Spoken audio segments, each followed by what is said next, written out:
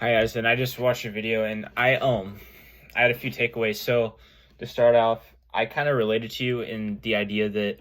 or not idea, but the fact that you don't have to stress too much about going to the grocery store and how it's pretty easily accessible. Like I have to drive like 20 minutes, maybe 15 20 minutes, but and you said it's like a walk to the closest grocery store for you. So, and it's not like 20 minutes is long in my opinion to have to go to get groceries, but because I live sort of out in the country, and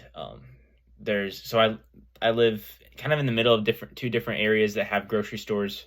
and it's about 20 minutes this way and then like 25 30 minutes the other way, so it's not bad whatsoever. um but you also talked about um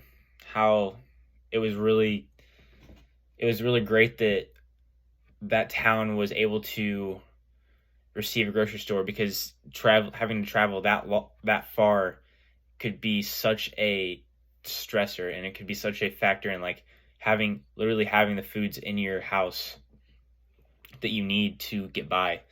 And it's when you talked about it, I kind of thought about how it's basically a privilege to be in a spot where you can travel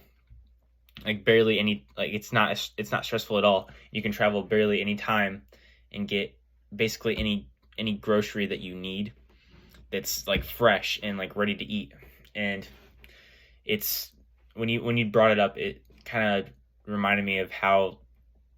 much of a privilege it is to live in an area like that. I also agreed that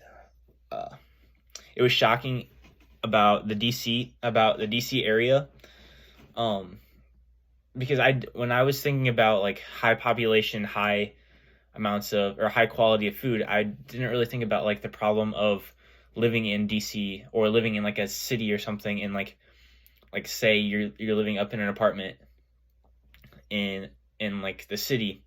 and how difficult it could be to have to go to the grocery store, walk to the grocery store, or drive,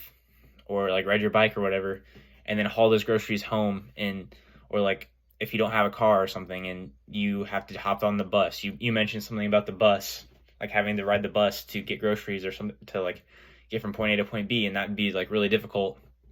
Despite having the groceries nearby, it would be difficult to actually get them and bring them home. So there's problems like that. And then I also talked about in my last video how I would expect quality and like the amount of stores to go up, of grocery stores to go up with the population, but I didn't really think about if the population was so high that it actually affected like